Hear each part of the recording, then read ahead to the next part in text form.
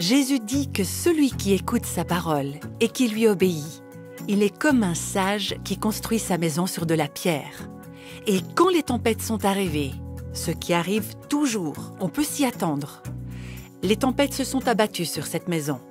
Eh bien, rien ne pouvait la détruire parce qu'elle a été construite sur une base solide d'obéissance à la parole du Christ. La fondation était déjà là. Vous ne pouvez pas construire les fondations après le début de la tempête. Vous les construisez maintenant. Nous les construisons maintenant pour l'avenir. Voici le podcast Réveille nos cœurs. Ces derniers temps, nous avons appris beaucoup de choses pratiques sur la compréhension et la mise en pratique de la parole de Dieu. Aujourd'hui, nous allons être mis en garde sur ce qui se passe quand on n'entre pas dans la parole et que la parole n'entre pas en nous. Il y a certainement plusieurs d'entre vous qui m'ont déjà entendu dire que dans mon cheminement avec Dieu, il y a eu une saison où j'ai eu un emploi du temps particulièrement éprouvant. C'était une période hors routine qui a duré environ 18 mois. Je travaillais dur, je travaillais vite, je voyageais et je travaillais sur d'importantes productions. Je servais le Seigneur, je faisais beaucoup de choses pour lui, mais un matin, je me suis réveillée en réalisant que je m'étais éloignée de la relation intime avec le Seigneur, une relation que j'avais toujours désirée, que j'avais vécue à d'autres moments de ma vie. En examinant ce qui s'était passé, j'ai réalisé qu'au cours de cette période particulière, j'avais commencé à prendre des raccourcis dans mon temps privilégié avec le Seigneur. J'ai grandi dans un foyer qui attachait une grande importance au culte personnel quotidien. C'était pas du tout quelque chose qui nous avait été imposé, mais on nous avait montré un exemple tellement puissant, tellement important, que je savais que c'était quelque chose d'essentiel. Alors, c'était pas tellement que je négligeais totalement mon culte personnel, mais ça revenait à peu près à ça, en fait. C'était un peu comme quand j'allais au fast-food ou dans ce genre de restaurant qui propose le service à emporter. C'est ce que je faisais quand j'avais 20 ans. Je prenais quelque chose, je mangeais rapidement tout en conduisant vers le lieu de la prochaine réunion. Alors ça me convenait très bien quand j'avais 20 ans, mais à 30 ans, j'ai réalisé que je ne me sentais pas très bien physiquement. J'avais besoin de changer mon alimentation et de manger différemment, et c'est ce que j'ai commencé à faire. Eh bien, spirituellement, ce que j'ai découvert à la fin de cette longue période dont je vous parlais, cette période très chargée, c'est que j'avais vécu dans le fast-food spirituel, en prenant juste ma prière et mes proverbes pour la journée, en espérant que ce serait suffisant. Je crois que j'essayais juste de ne pas me sentir coupable de m'être précipitée dans ma journée sans m'être vraiment connectée au Seigneur. Mais en agissant comme ça, je n'avais pas de véritable communion avec lui. Je parlais aux autres d'être en contact avec le Seigneur, je prenais contact avec le Seigneur pour la forme, mais je n'étais pas en communion avec lui. On tombe dans ce piège au bout d'un certain temps, et on n'en sort pas en un seul jour. Mais Dieu a été tellement bon, il l'est vraiment d'ailleurs. Il a ouvert mes yeux et mon cœur pour que je puisse voir ce qui s'était passé. Et il m'a donné un esprit de repentance sur la manière dont je l'avais négligé, alors que j'étais justement en train de travailler pour lui. Ça me rappelait tant ce passage de Luc 10, du verset 40 au verset 42, où Marthe était tellement accaparée et encombrée par tout ce qu'elle faisait pour le Seigneur, qu'en fait, elle passait complètement à côté de lui au milieu de tout ça. À la fois faire l'œuvre du Seigneur et ne pas être avec lui. Et quand j'ai réalisé ça, je l'ai confessé au Seigneur. J'ai reconnu ma faute. Et je lui ai demandé de faire une nouvelle œuvre de grâce dans mon cœur. Et à ce moment-là, pour redémarrer en quelque sorte ma relation avec le Seigneur, eh bien j'ai pris des décisions. Alors je dirais pas que c'est la seule façon d'y parvenir, mais moi j'avais l'impression que les choses étaient dans un tel état que je devais prendre des mesures plutôt radicales. Et à ce moment-là, j'ai fait quelque chose que je n'ai fait qu'à très très peu d'occasions dans ma vie, c'est faire une promesse solennelle au Seigneur. Alors une promesse solennelle, c'est quelque chose de très sérieux d'un point de vue biblique. Il vaut mieux ne pas en faire une que d'en faire une et de ne pas la tenir. J'avais déjà promis devant le Seigneur d'être moralement pure, et c'est une promesse par la grâce de Dieu que j'ai gardée et que j'ai toujours l'intention de garder. Mais je n'avais jusque-là pas vraiment fait beaucoup d'autres promesses. Et cette fois-là, j'ai fait la promesse devant le Seigneur que, pendant une période bien précise, je consacrerai, pendant un certain nombre de jours, un certain temps chaque jour au Seigneur. Alors, quand vous entendez ça, peut-être que vous vous dites « Ah, ça m'a l'air vraiment très légaliste, tout ça, ça a l'air trop programmé. » Eh bien, je vais vous dire que moi, c'est ce dont j'avais besoin à ce moment-là. Je savais qu'en faisant ce vœu, cette promesse au Seigneur au sujet de cette période de temps bien précise, je prendrais ça très au sérieux. Et c'est ce que j'ai fait. Et dans sa grâce, Dieu a commencé un processus de restauration de mon cœur pour lui. Il a renouvelé mon affection pour lui. Il a renouvelé mon amour pour sa parole. Dieu est tellement doux, il est tellement bon, miséricordieux. Il y a eu d'autres saisons encore après ça. Tout au long de l'année, il m'arrive souvent de me remettre dans le même mode de fast-food, de restauration rapide spirituelle. Mais je crois que maintenant, je suis plus rapide à le reconnaître quand ça arrive et à ne pas me laisser aller aussi longtemps parce que je sais où ça va m'emmener. Je ne peux juste pas me permettre de fonctionner sur mes propres réserves et sur mes propres ressources. Je n'en ai pas assez. Je n'en ai pas assez pour passer une seule journée sans le Seigneur, et encore moins plusieurs journées de suite. Alors ne vous mettez pas la pression quant à la manière ou au moment où votre culte personnel quotidien devrait se passer. Je dirais simplement, si vous n'êtes pas dans une période où, de façon régulière, vous pouvez vraiment prendre du temps, eh bien ça devient difficile.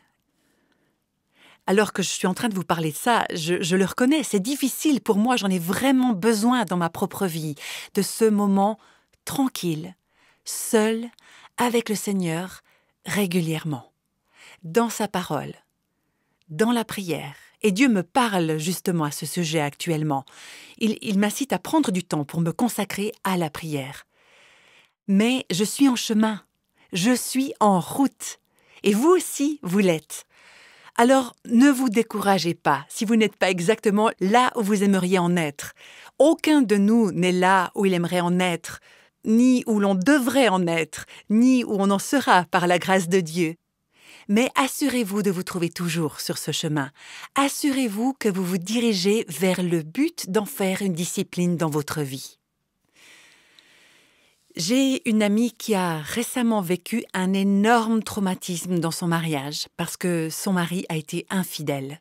En fait, depuis des années, il avait des habitudes et des penchants pour l'immoralité, des habitudes qui étaient profondément enracinées dans sa vie. Et cette femme n'en savait rien. C'est son pasteur qui m'a appelé un jour pour me dire que toute l'histoire allait être révélée et il voulait que je sois disponible pour aider mon amie. Je connais cette femme depuis longtemps. Je sais que depuis son adolescence, depuis sa conversion, elle a commencé à avoir un culte personnel quotidien avec le Seigneur et que c'était pour elle des moments aussi réguliers et significatifs dans sa vie que presque tous ceux que moi-même j'ai depuis 30 ans. Et j'ai dit à son pasteur, eh bien, si elle réussit à traverser cette épreuve, ce que par la grâce de Dieu je crois qu'elle réussira, et par la grâce de Dieu elle a réussi, eh bien ce sera parce qu'elle a marché avec Dieu et dans sa parole de manière si régulière pendant tant d'années, que maintenant que les difficultés se présentent, elle aura ce dont elle a besoin pour affronter cette situation. Alors je ne suis pas en train de sous-entendre que ça allait rendre les choses faciles. Ça n'a pas été facile, ça a été même atrocement douloureux. Mais vous savez, c'est un peu comme ma maison. Ça fait plus de 10 ans que j'habite là et j'ai eu le temps de la regarder et de la connaître en pleine lumière. Je sais où sont les choses, je sais où sont les murs, où sont les meubles, parce que toute la journée je vois ça, je connais ma maison, je la traverse tous les jours, je vis là, donc si les lumières s'éteignent dans ma maison, je ne vais pas commencer à trébucher dans l'obscurité de la même façon que quelqu'un qui n'est jamais venu chez moi, par exemple, et qui ne sait pas où sont les choses, ou qui n'a pas vu ma maison dans la lumière. Alors, quand les lumières se sont éteintes d'une certaine façon dans la vie de mon amie, elle avait marché dans la lumière avec le Seigneur pendant tellement longtemps que, quand les circonstances sont devenues ténébreuses, elle a été capable de les traverser. Oui, il y a eu des pleurs. Oui, ça a été avec des douleurs. Oui, avec de l'agitation et des difficultés, mais avec une douceur et une paix et une présence du Christ qui l'ont soutenue, car la fondation était là. Elle n'a pas dû tout à coup suivre un cours accéléré pour apprendre à connaître Dieu dans l'obscurité, parce qu'elle avait appris à le connaître dans la lumière. Le territoire lui était devenu familier. Elle apprend à le connaître d'une toute nouvelle façon dans l'obscurité, mais elle n'a pas eu besoin de commencer depuis le tout début. Dans l'évangile de Matthieu, chapitre 7, il est écrit que l'homme sage construit sa vie sur le fondement solide et ferme, non seulement sur les paroles du Christ, mais sur l'obéissance aux paroles du Christ. Jésus dit que celui qui écoute sa parole et qui lui obéit, il est comme un sage qui construit sa maison sur de la pierre. Et quand les tempêtes sont arrivées, ce qui arrive toujours, on peut s'y attendre, les tempêtes se sont abattues sur cette maison. Eh bien, rien ne pouvait la détruire parce qu'elle a été construite sur une base solide d'obéissance à la parole du Christ. La fondation était déjà là. Vous ne pouvez pas construire les fondations après le début de la tempête. Vous les construisez maintenant. Nous les construisons maintenant pour l'avenir. Jésus a dit que quand un homme insensé traverse la vie, il entend les paroles de Dieu, mais il ne leur obéit pas. Il ne vit pas les paroles du Christ. Et quand les tempêtes viennent, car elles viennent toujours, il découvre que sa maison a été construite sur des fondations fragiles. Et elle ne tient pas. Elle s'effondre complètement. À maintes reprises, j'ai vu des femmes qui ont dû faire face à des catastrophes, à des désastres et à des crises dans leur vie. Et elles se sont effondrées. Ce que, humainement parlant, je comprends complètement. Je comprends leurs circonstances qui sont très, très difficiles. Mais si elles s'effondrent, c'est probablement parce qu'elles n'avaient pas les bases nécessaires pour pouvoir traverser cette tempête. Alors c'est quoi cette fondation nécessaire? C'est apprendre à connaître le Christ à travers sa parole. C'est connaître Dieu. Et c'est comme ça, par sa parole, qu'il se révèle lui-même. On n'a pas d'autre moyen de connaître Dieu. Il n'y a aucun moyen mystique, magique ou secret de connaître Dieu. Il nous a donné sa parole. Elle est là, devant nous. C'est un cadeau, c'est un trésor. On doit la chercher, on doit prendre le temps de la chercher. Et prendre du temps pour la parole de Dieu, ça veut dire qu'il y a d'autres choses pour lesquelles nous n'aurons pas le temps. Il y a beaucoup de livres que j'aimerais lire et que je n'ai pas le temps de lire. Il y a beaucoup d'émissions à la télé que j'aimerais vraiment voir, mais que je n'ai pas le temps de regarder. Pour certaines de ces émissions, ce n'est pas qu'elles seraient mauvaises pour moi, mais si je veux un fondement pour ma vie, pour ma relation avec Dieu, ce que je désire plus que tout au monde, alors je dois faire certains choix. Hier encore, je parlais avec un couple du défi que ça représente de se lever le matin pour passer un moment avec le Seigneur, et on se disait que ce qui rend le matin plus difficile, eh bien, c'est ce qu'on a fait le soir avant. Si souvent, on gaspille les heures du soir avec des choses qui ne sont pas essentielles, des choses qui n'ont finalement pas d'importance, et le temps file, et voilà, tout à coup, c'est minuit ou c'est 1h du matin. Alors certainement que plusieurs d'entre vous ne vont jamais aussi tard dans la nuit, mais pour moi, c'est souvent le cas, alors me lever le matin devient quelque chose de vraiment impossible. Ce serait tellement bien, tellement mieux si je pouvais être attentive à ce que je fais de mon temps le soir et de ne pas le dépenser inutilement pour des choses qui n'ont pas d'importance pour l'éternité. Vous savez, je crois que la télévision peut devenir l'un des plus grands tueurs de l'intimité avec Dieu. Alors on se dit peut-être, mais il n'y a rien de mauvais là-dedans. Oui, mais le problème, c'est que le lendemain matin, quand vous n'arrivez pas à vous lever parce que vous êtes épuisé, que vous devez vous extraire littéralement du lit, que vous devez vous dépêcher d'aller travailler, vous dépêcher d'emmener vos enfants à l'école ou quoi que ce soit d'autre, vous devez tout faire vite parce que vous n'avez pas anticipé, parce que vous n'avez pas dit « Seigneur, je veux planifier mon rendez-vous avec toi ». Je sais que c'est pas facile. Je gâche aussi pas mal de jours et je me retrouve au milieu de ma journée en train de me dire « Oh, je me suis pas encore vraiment connectée avec le Seigneur aujourd'hui ». Alors faites-le maintenant. Faites-le comme Dieu vous le met à cœur. Levez-vous et persévérez. Le verset 16 du chapitre 24 des Proverbes dit que le juste tombe 7 fois et se relève à chaque fois. Et parfois, je me dis que c'est 7 fois par jour ou par semaine. Mais Dieu vous a maintenant donné un nouveau défi. Levez-vous où que vous en soyez dans votre marche avec le Seigneur et passez maintenant à une nouvelle étape. Ça vaut la peine, faites-le et vous sèmerez des graines qui, peu à peu, donneront une récolte que vous ne pouvez peut-être même pas imaginer en ce moment.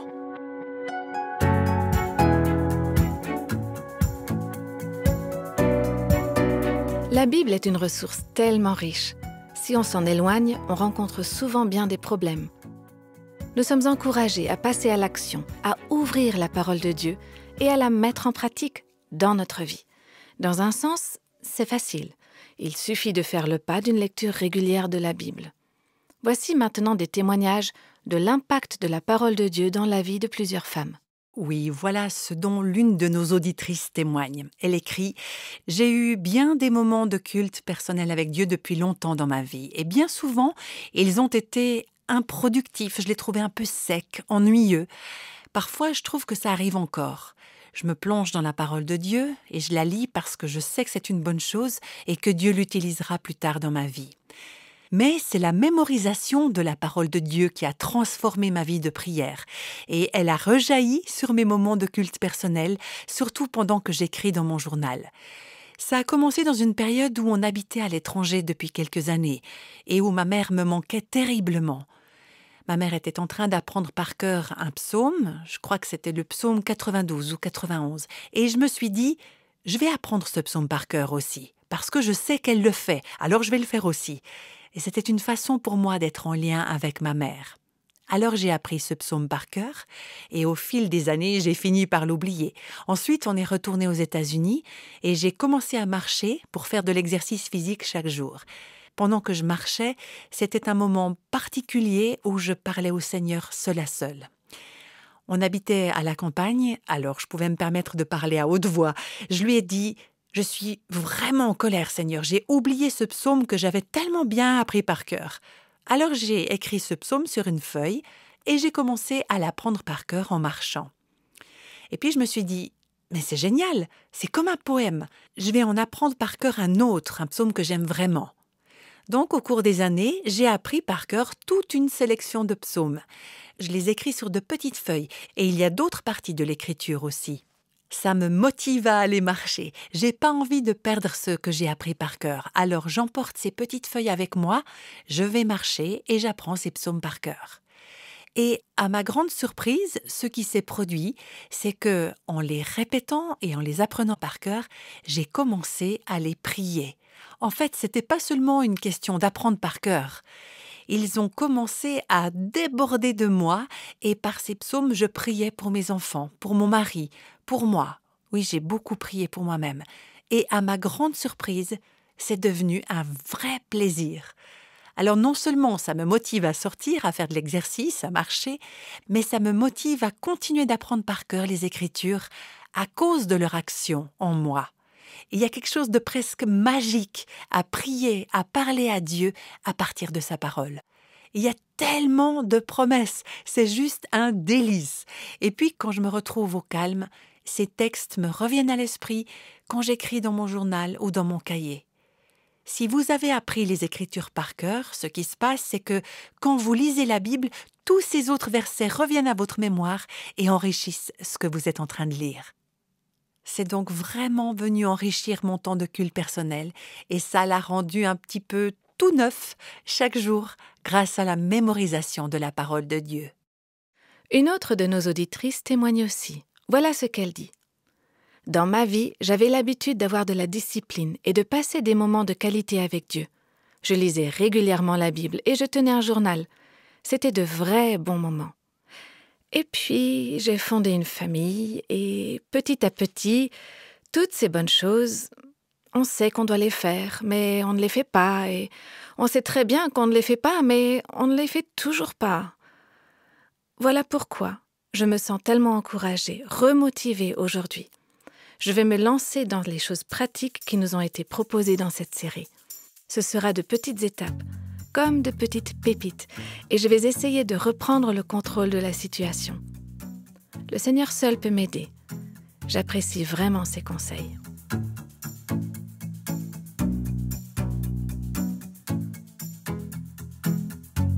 J'aimerais maintenant vous poser une question. Est-ce que vous avez quelqu'un qui serait pour vous une bonne personne de confiance, quelqu'un à qui vous pourriez rendre compte? L'ennemi sait très bien s'y prendre pour voler la graine qui a été semée dans nos cœurs. Au bout de 2 heures, l'agitation de la vie, le désordre, les exigences et les distractions seront de retour, c'est sûr. Mais maintenant que vous avez entendu et que Dieu vous a parlé, il est encore plus important que vous répondiez comme Dieu vous le met à cœur. Donc, si vous partagez ça avec quelqu'un, eh bien cette personne priera pour vous et vous encouragera dans votre démarche. Pas la peine de faire de grands pas en avant, un pas à la fois suffit pour y parvenir. Et vous savez, la discipline de vos moments de culte personnel pour vous en tant qu'épouse ou en tant que mère, peut-être dans une saison particulière de la vie, cette discipline peut vous sembler différente de ce qu'elle était lorsque vous étiez célibataire ou dans quelques années quand vos enfants seront hors du nid. Il y a différentes saisons dans la vie. Et c'est bien comme ça. Mais assurez-vous qu'à chaque saison de la vie, vous puissiez accueillir la parole en vous sur une base régulière. Il y aura toujours du ménage à faire, mais c'est tellement mieux de le faire avec un cœur pur. Et être capable d'aborder ces choses avec la sagesse, avec la joie, avec la perspective que Dieu donne quand on reconnaît notre dépendance de lui.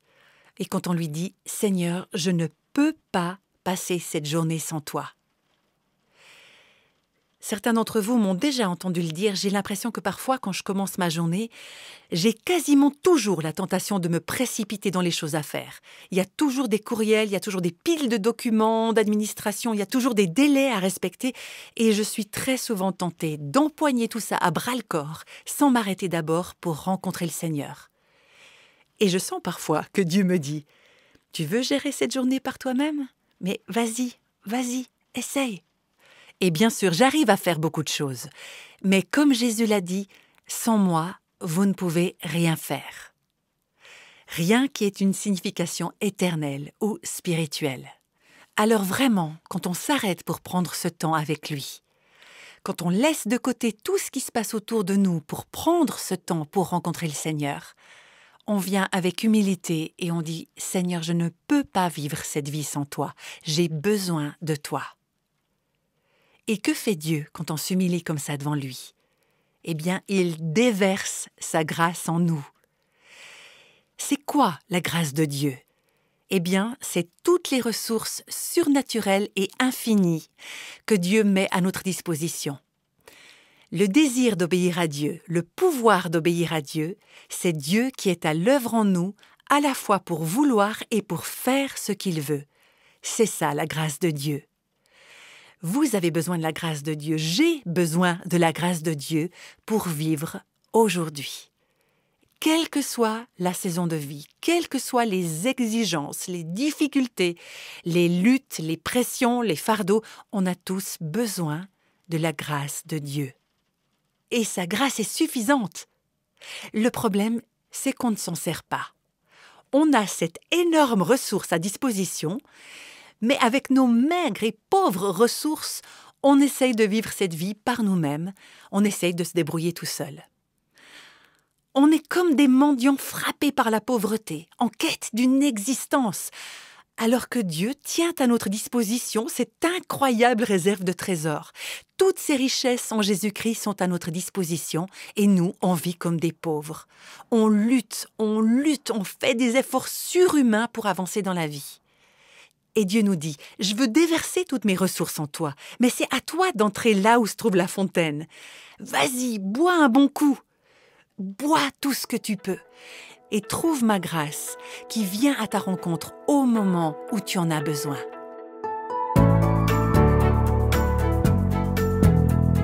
Vous serez confronté à de nombreux défis pendant l'année.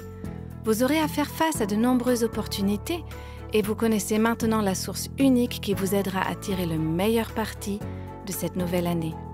Pourquoi est-ce que c'est si important?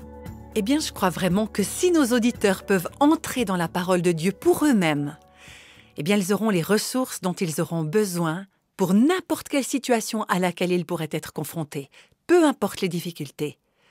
On reçoit beaucoup de lettres de femmes qui se trouvent dans des situations désespérées et très difficiles. Et nous faisons ce que nous pouvons pour offrir des paroles d'encouragement biblique et pour les diriger vers des responsables d'église qui peuvent donner des conseils. Mais je suis très consciente que beaucoup de questions, beaucoup de problèmes n'ont pas de réponse simple. Ce sont des questions complexes et parfois tout ce qu'on peut dire, c'est ça.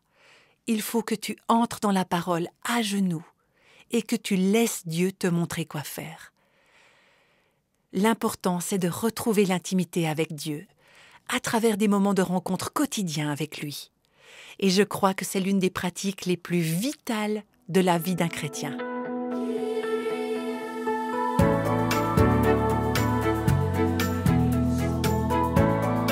Tous les extraits de la Bible sont tirés de la version Parole de vie. Réveille nos cœurs est le ministère français de Revive Our Hearts, initiative de Life Action Ministries avec Nancy DeMoss-Wolgemuth. Avec les voix de Christine Raymond et Jeannette Kosman.